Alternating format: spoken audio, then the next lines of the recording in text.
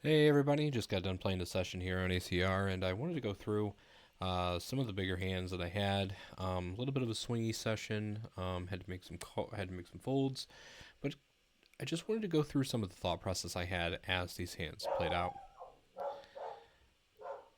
This is a pretty interesting one. I'm gonna have to bluff kind of a lot in the beginning of this session, so let's go ahead and take a look at this hand. I'm gonna go 5-4, and I think this one was blind versus blind. It is. So we have blind versus blind. I like to make the call in position with the 5-4. We flop a gutter to the straight. He checks it over to us. I think this is fine to check back, and it's because he's going to check a lot of his strong aces here on an ace-9 deuce rainbow. So we really avoid the check raise here, and we take some of the equity. And hitting a 5 or a 4, we could still be good. Turns an 8, checks over to us once again, and now I'm thinking about my range overall. I'm definitely going to have more two-pair combinations. I think now that he's checked over, he's going to be betting all the two pairs here. He's probably going to continue to barrel now with the spade draws. I do have a spade, so it's less likely he has something like that. And I'm going to take this opportunity to try to steal this now. On face with a call, he is going to be have some draws. He's going to have something like the Jack 10. Now, obviously, the Jack 10 straight does get in there, but for the most part, he definitely could be checking spades. But in this instance, I think he was actually checking something like a pocket pair. That would be more in line with my thought process as we go to this river. He does check it over to us again, and if he had rivered the straight, I would expect something like a bet on the river. Not necessarily letting me bet because there's a lot of one pair hands that I'm going to check back here and just try to get to showdown. So something as strong as a straight, I'd expect to just lead river. So if we can deduce that, and we can deduce some of the stronger two pairs combinations, obviously, we're left with kind of some draws or single pair hands. Now, what I'm going to try to do is try to bet an amount that gets something like 7-7 to fold. I don't really think that we're getting much better than that to fold. Uh, Once I don't really think he's going to have 10-10 a lot. So something like sevens, sixes, fives, fours, threes. These are the range that we're targeting to fold. And then just some of the air. Something like 6-7 that bricked out. It makes the fold, and we take it down. Let's move on to the next hand that we play. The 3-5 here. This is definitely another hand that's going to be everything that I play is kind of a little bit wild, a little bit interesting, I think. I tend to not be very straightforward. We're going to open up the 3-5 suited on the button when fold to. We get just a call from the small blind. That's not optimal. I would like to see a raise from every single playable hand that he has there. All right. Now, this is a little bit interesting. Obviously, we have the gut shot again. We have no backdoor flush draw. When check two, I just think that this is just a clear range bet. There's not a lot of deuces he's going to have. There's not a lot of sixes he's going to have. I think we should just bet this range overall. We're going to have a lot of overpairs. It's going to be really difficult for him to continue with. We get called, and he checks to us again. Now, you could say, well, he has some 6, he has some 10, and for sure he does. And it's tough to make a pair, and I think that we continue. I'm going to continue with all of my full range on this specific turn as well.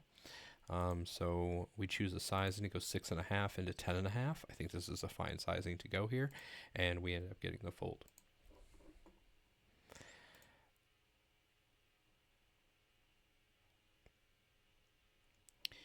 Here's another steal. This is going to make us look a little bit more like a maniac, I think, which we're not. There is some reasoning behind everything that I do, but a6 big blind, we get folded to us, and we decide we're just going to take a flop. Spiking a gut shot draw here with the backdoor hearts. We're not going to go anywhere to one bet, especially for one big blind. Actually, he bet so small that I really thought about raising here. I think the deciding factor for me was, I think with the ace high and the 6, I just have enough equity I don't want to be blown off of, and the one big blind kind of seemed like it was inducing a lot on this board, and I just didn't want to get raised. Turning the 3, I'm definitely going to have more 3x than he is. I'm definitely going to have more straights than he is. Having the 6 is really nice. Did I want to see it hard on the turn? Probably. But we get a check back, which is what I assume is going to happen a lot on this turn, even with his overpairs. 10 on the river. I decided that I'm not sure what we decided in game, so we bet here. Let me think about this. I think I'm targeting here just all of his ace highs to fold out. Yeah, I think that that's really the only thing. I mean, I'm gonna have all the stronger hands. So I think we're just playing range here, by the river. He does fold, and we move on.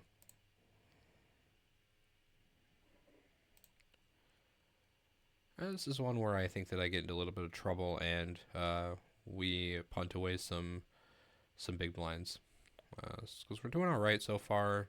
We open the ace-7 on the cutoff, and we just get called in the small blind. It's really interesting. Flop middle pair here. He leads now for very close to full pot, just a very large sizing. Given this, I think that I would just wanted to peel one, but I don't mind if somebody just folds now. But I wanted to peel one, see if we get check turn. I was going to do this with a lot of spades. This sizing was really interesting. I just don't know exactly what he has. Maybe spades that's just really building a pot to just really go for it on the river. Something like a 6x of spades. That deuce doesn't bring a lot in. So I think we were good on the flop. I think we really just have to continue on that specific turn. So I do elect to continue. And we don't get any help. We actually get one of the worst cards. Kind of brings in quite a bit of the draws for me with spades. And then also some straight, 2-pair, etc. 36.5 big blinds in there, and he goes for the 18.7. I think this is just a clear fold for me. I don't really see anything that I'm going to get called by for a half pot here. So we just move on, take the fold.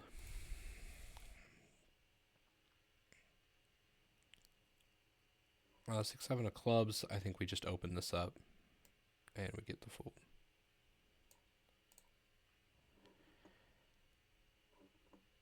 10-10 here. I think this is a weirdly played hand, especially on that board. So let's take a look at it. Get 10-10 dealt in the small blind, facing an open. We're definitely one of the better 3-bet candidates we're gonna have. We get called. This is good. Going to this flop. It's kind of like not sure what to do on the king 8-6 board with pocket tens here. Not holding a heart. I think a heart I can just barrel away. Without a heart, I'm going to check and try to decide what I'm going to do on later streets here. I just expect a lot of check backs. The 5, big blind bet. I wasn't sure where we were at here, to be honest, and I know that's not a good explanation, but we have strong kings. We have everything. We just cannot, out of position, we can't just check fold to everything. And they are fairly aggressive players. If they see you check out of the position, having the aggression pre, they are going to attack you and stab at you. This sizing, pretty small. I think it's representative of like something like a flopped flush. There isn't a whole lot that's going to take a 1/3 sizing on this board, because if he had something to really get value from, I think that he would just bet bigger. I can have the ace of hearts and continue with all of that. 9 on the turn is really interesting. Obviously, I'm just checking flow on this, and then he checks back on that 9 and allows us to get to the river. The queen of clubs. Now, I wasn't really sure what to do here. He was going to stab at me with something like an 8x, so I decided maybe something like a block bet was the best route to go. So I was trying to decide on what the sizing for my block bet would be with 24.9 in there. Decided 10.1 is a decent block bet sizing that I would go on the river. This is something that I would bet with probably all of my flushes and straights that I just slow plate flush, or that I have a straight that just got there. Sets, maybe obviously I played pocket queens the same way. I would just bet this on the river, try to get called.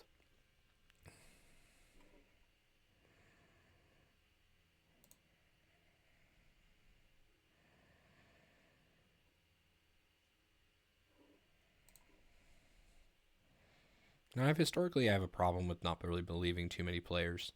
So when we get faced with these blind versus blind positions, I will always I just limp in full range small blind, at least full playable range. I keep having to reiterate that it's not my full range; it's my full playable range, so that I get raised more often, and then I just can take the call. Now that's or I can fold. So I decide what's going to happen pre with the ace five. I decided this was probably good enough. We have backdoor clubs. We have an over. He goes for 2.9. Just clear cut call. Turn 7 of hearts. Check it over to him. I think this is a good card that I think we should just give up on now. We just don't have enough going for us anymore when the turn happens. So we just give up.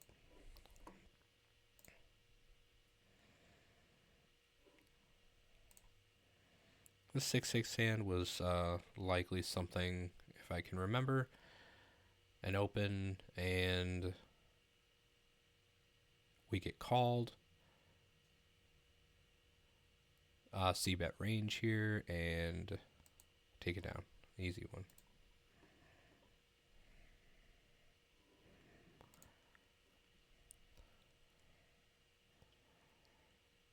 Dealt the ace 4 offsuit and the big blind. Open from the button. I actually could probably go either way. I would actually like to take something like this and raise with it if we see a lot of button opens. It's not that bad to every once in a while just take the call line though. Do get flop the second pair. It's pretty nice. We check it over and flow to the pre-flop aggressor. Bets 1.9. I thought about this for a while. Because I now block something like the ace 3, and he can't have aces, so he's going to be weighted to it's kind of the middling part of his range. So a lot of jack 10, a lot of king queen, things like that. I think just raising right away here is probably fine. Turn the queen. Now, if what I was raising with on the flop, what does it look like from his position? It looks like something like I can have ace 3, I can have 3-6, I can have pocket 5s, pocket 2s, pocket 4s, I can have 5-4. So this queen doesn't really change a whole lot for me. Yes, occasionally he is going to have ace queen and have called me and now ran into it. Or something like king queen or queen 10 or queen jack, queen 10. Any queen combination. But I think he's going to have more of the random hands. So I'm just going to continue telling my story that I'm more at the top of my range on the flop. And I bet and take it down.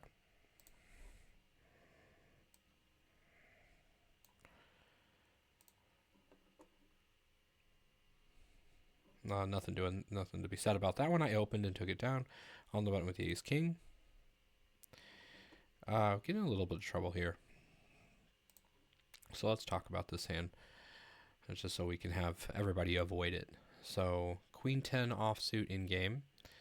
We get an open, and this is a fine hand to take a flop with. Pretty easily playable. We flop a gut shot draw. We check it over. Checks back.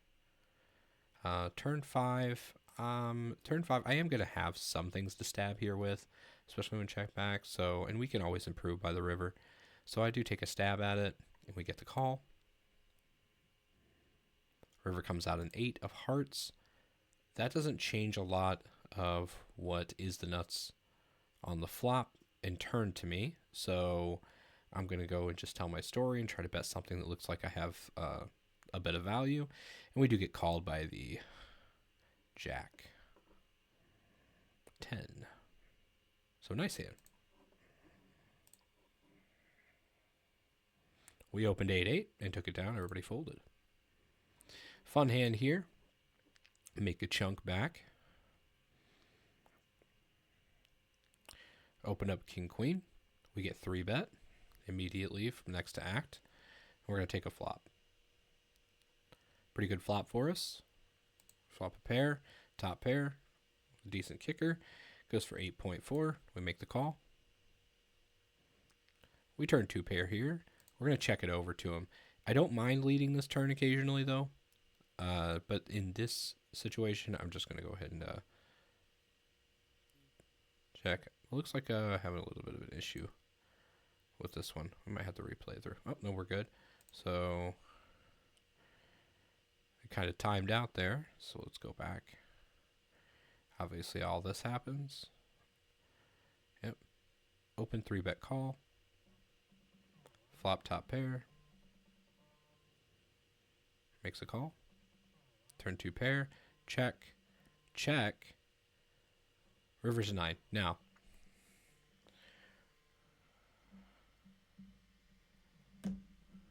what are we going to do with this river? We have too strong of a hand, I think, to not go for some type of a bet here on the river.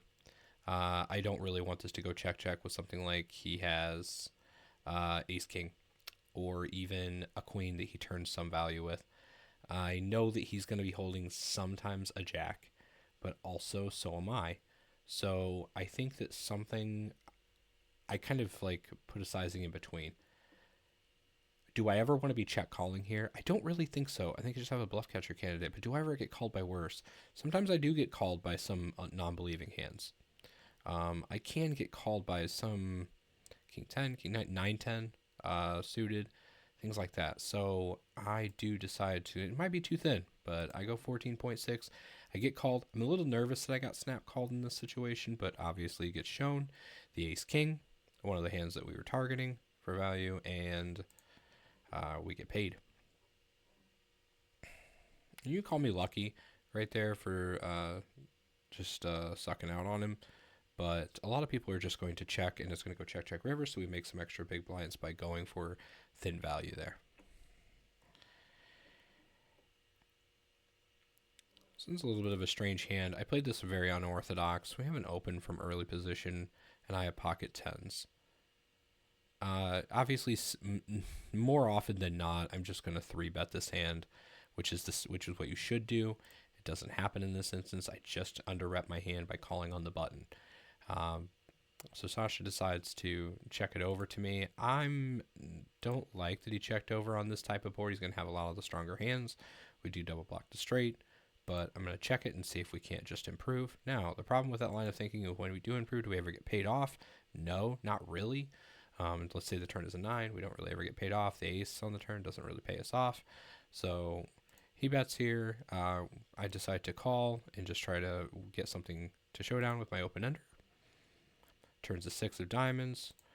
Now I thought about it. There's just no reason to bluff here, I don't think. I think he's going to show up with some ace highs. But here we are. And we lose to the ace jack. A fun one. I feel a little bit bad for this play. So Murdoch decides to open it up to 3 bigs. I can go either way with this. If he was over here in a later position, I may take this combo and 3-bet as a bluff. In this instance, for whatever reason, I decided to just call and play a hand, and we get rewarded for our bad play with 2 kings and a 9, so we flop trips, and obviously he's going to continue with range, and we're just going to make the call. We don't want to let him know the strength of our hand quite yet. The turn 7 is nice. It's a good clean turn. What we were trying to not look for is a lot of the overcards. He's going to have aces. Sometimes he's going to have queens and jacks. Sometimes he's going to barrel with. Turn any one of those. It's going to be a little bit shady for us. But anyway, so he goes for 6.4 into 12. So another half pot bet. We're going to make the call because obviously we have a hand to call. The 8 comes out. A little bit worrisome, but I'm not really too concerned with it. Check it over. He checks back immediately, shows us a 9. So 24.5 bigs go to us with the 9-10 of hearts. Does make a little bit of sense. Now there is a case you could make for betting river. I just don't know if I think it's giving him the opportunity to try to bluff or take an overpair or something along those lines and get extra value for it is probably going to be better than taking the lead line. It makes this look a little bit too strong.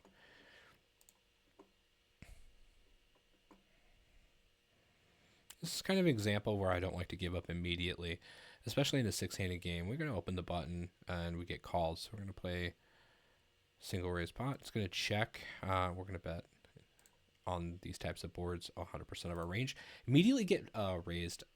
I've seen this a lot.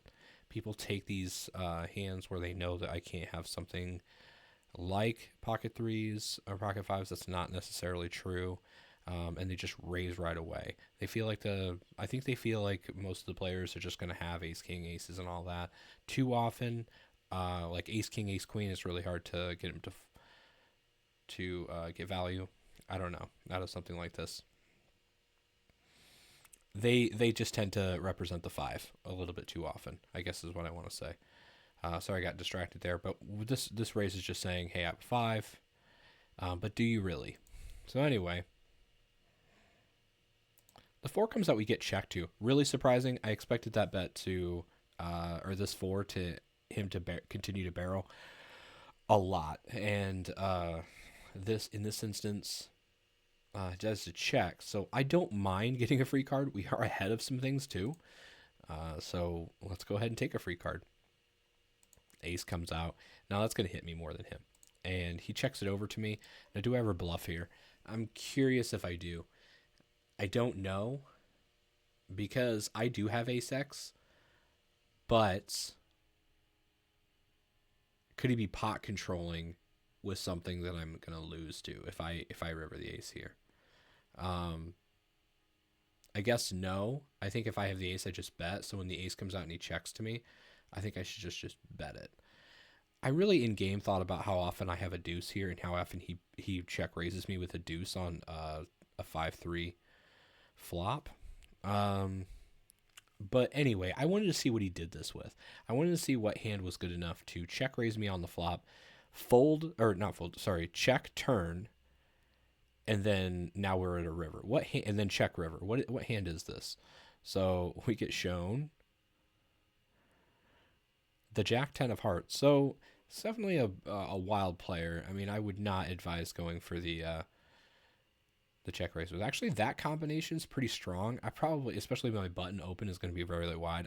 I would let this person know that he should be 3-betting that combination a lot against a button open, and he wouldn't be here. But let's go ahead and move on from that. Oh, and then the last hand that we had of the session, we picked up queens, we opened, and we got it through. So sorry about that little hiccup, me explaining the 5-5-3 hand.